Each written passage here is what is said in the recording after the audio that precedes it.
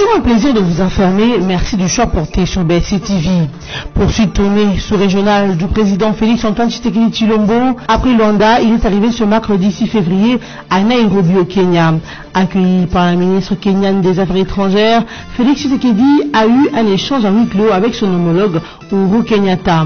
La coopération entre les deux pays a été au cœur de l'entretien entre les deux chefs d'État. Et puis la coalition Lamuka a saisi la Cour de l'Union africaine des droits de l'homme et des peuples en contestation à la victoire de Félix Tshisekedi à la présidentielle.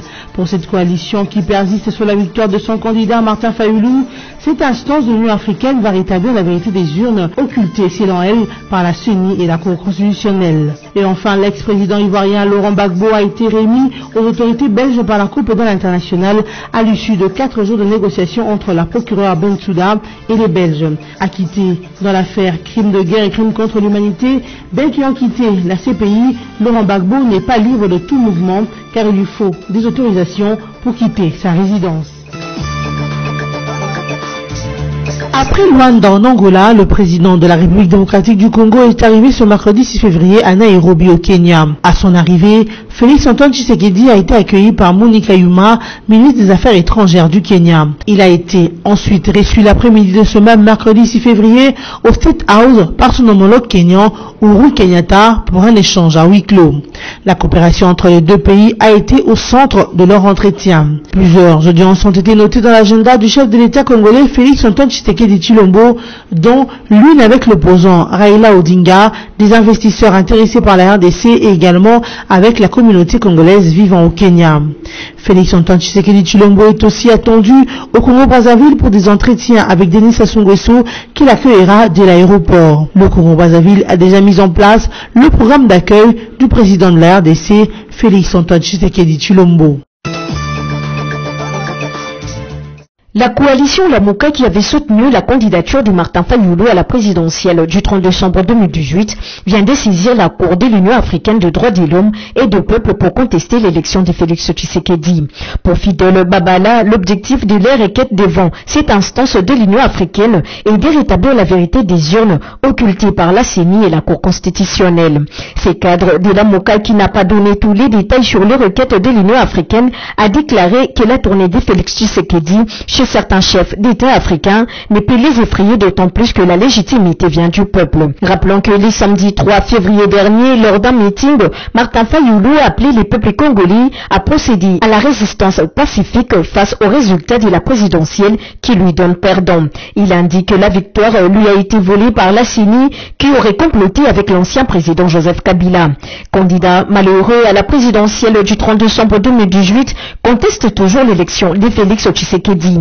Selon lui, il s'agit d'un putsch électoral qui revendique la victoire avec 61% de voix lors de l'élection présidentielle du 30 décembre 2018.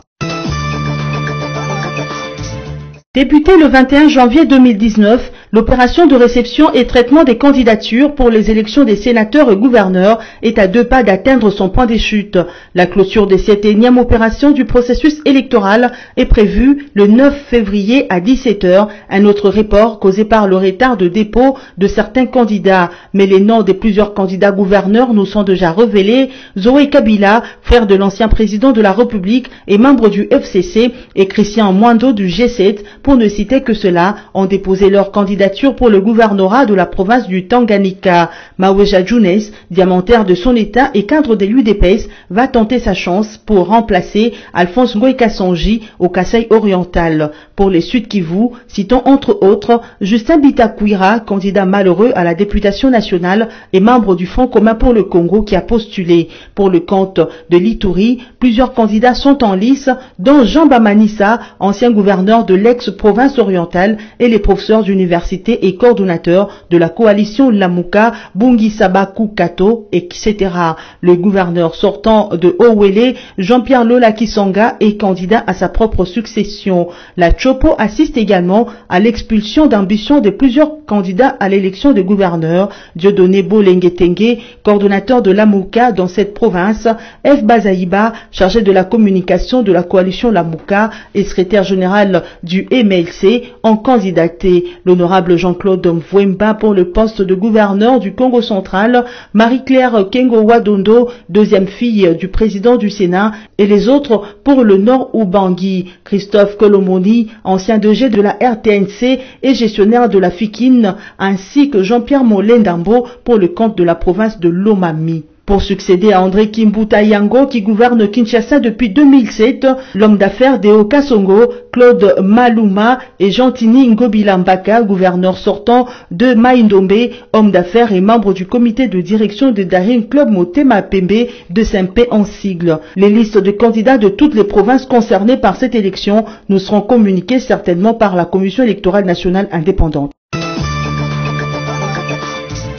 À quelques jours de la tenue le 11 février du sommet des chefs de l'État et du gouvernement de l'Union africaine, sommet auquel doit prendre part Félix Antoine Tshisekedi, nouveau président élu de la République démocratique du Congo, Antonio Guterres, secrétaire général des Nations Unies, a fait les points sur l'état des relations que l'ONU veut entretenir avec les nouvelles autorités nouvellement élues à sa tête.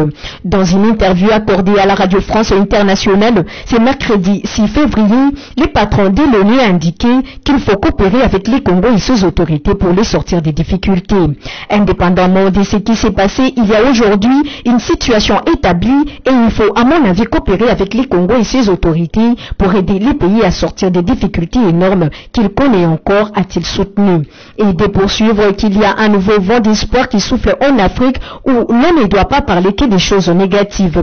Il a fait allusion aux accords de pacification entre l'Éthiopie et l'Érythrée, entre l'Érythrée et la Somalie, mais également des négociations entre l'Érythrée et les Djibouti.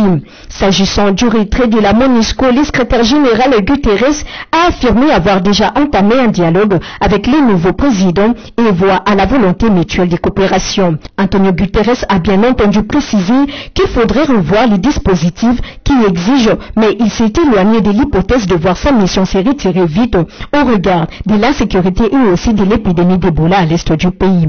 D'où la préoccupation des observateurs qui s'interrogent sur le moment de retrait effectif des Onusiennes du sol congolais, près de 20 ans de leur présence avec un bilan aussi controversé. Acquitté de crimes contre l'humanité en janvier 2019, l'ancien président ivoirien Laurent Gbagbo, qui a quitté la prison de la Cour pénale internationale en février pour un hôtel sur la direction de Rotterdam en Hollande méridionale, vient d'être remis entre les mains des autorités belges par la CPI. C'est après 4 jours de négociations entre Fatou Bensouda et le Belge que Laurent Gbagbo a été autorisé à fouler les sols de la Belgique. Mais il n'est pas totalement libre de tout mouvement. Laurent Gbagbo, qui sera certainement accueilli à Bruxelles, aura besoin, jusqu'à nouvel ordre, de l'autorisation de la CPI et de celle des autorités belges avant de quitter sa résidence. Il lui sera également obligatoire de pointer chaque semaine. S'exprimer en public sur son affaire lui est strictement interdit. Fatou Bensouda, procureur de la Cour pénale internationale, promet de faire appel de son acquittement par écrit, mais cet exercice, selon elle, pourrait prendre plusieurs mois. À présent, on rappelle le principal titre de ce journal. Poursuite tournée sous-régionale du président Félix Antoine Tshisekedi Tshilombo. Après Luanda, il est arrivé ce mercredi 6 février à Nairobi au Kenya. Accueilli par la ministre kenyane des Affaires étrangères, Félix Tshisekedi a eu un échange à huis clos avec son homologue Uhuru Kenyatta. La coopération entre les deux pays a été au cœur de l'entretien entre les deux chefs d'État. Et puis la coalition Lamuka a saisi la Cour de l'Union africaine des droits de l'homme et des peuples en contestation à la victoire de Félix Tshisekedi à la présidentielle. Pour cette coalition qui persiste sur la victoire de son candidat Martin Fayulu, cette instance de l'Union africaine va rétablir la vérité des urnes occultées selon elle par la CENI et la Cour constitutionnelle. Et enfin, l'ex-président ivoirien Laurent Gbagbo a été remis aux autorités belges par la Cour pénale internationale à l'issue de 4 jours de négociations entre la procureure Bensouda et les Belges.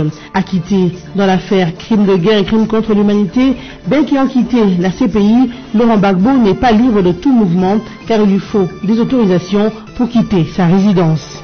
Fin de cette édition d'information. Merci de nous avoir suivis.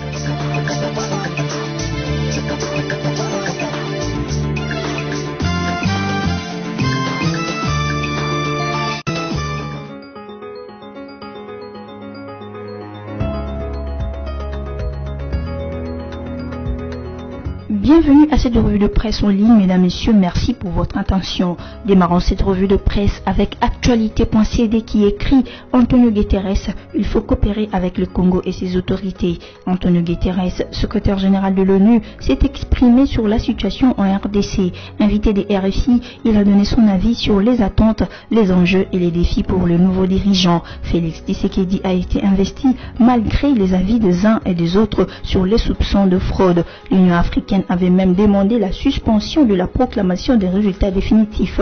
Pour Antonio Guterres, il faut maintenant coopérer avec les nouvelles autorités pour aider le pays à sortir des difficultés énormes que le pays connaît encore. Il faut dire qu'il y a un nouveau vent d'espoir qui souffle en Afrique. En général, on parle de choses négatives qui viennent d'Afrique. À propos de la présence des casques bleus au Congo par le biais de la MONUSCO, très critiqué par le précédent chef de l'État, Antonio Guterres estime qu'il est encore tôt de parler de la fermeture de la mission. Selon le source onisienne, la protection des civils, la lutte contre les groupes armés devront rester au cœur du nouveau mandat. Mais il faudra attendre les priorités qui seront fixées par les nouvelles autorités congolaises. Poursuivons cette revue de presse avec le site de la radio Capi.net qui titre « Le président Joao Lourenço suggère des accords avec la RDC dans le domaine de sécurité. La République démocratique du Congo et l'Angola ne devraient pas négliger la sécurité de la vaste frontière commune », a affirmé le président angolais Joao Lourenço.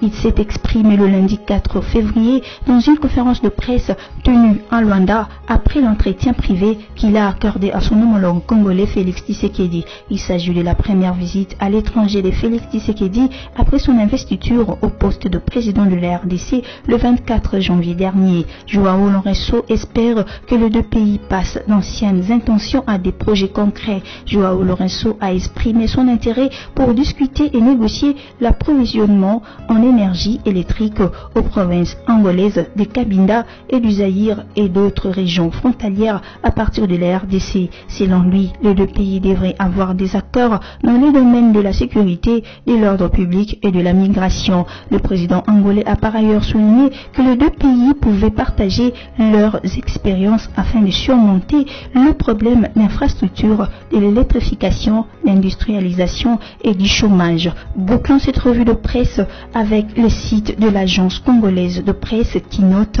le président Félix Antoine Tshisekedi en visite de quelques heures à Nairobi. Le président de la République Félix Antoine Tshisekedi Tshilombo a quitté Luanda en Angola mercredi pour une visite de quelques heures à Nairobi au Kenya. Au programme du séjour officiel du chef de l'État de la RDC au Kenya, il est prévu une visite de travail au palais présidentiel avec son homologue Kenya, Uhuru Kenyatta. L'on signale que le président Félix Tshisekedi Tshilombo se rendra par la suite ce même mercredi à Brazzaville, en République du Congo, où son programme prévoit notamment un tête-à-tête avec son homologue Denis Sassou Nguesso. Le week-end prochain, Félix Antoine Tshisekedi Tshilombo devrait être à Addis Abeba, en Éthiopie, pour prononcer son discours de président nouvellement élu, une tradition des sommets de l'Union africaine.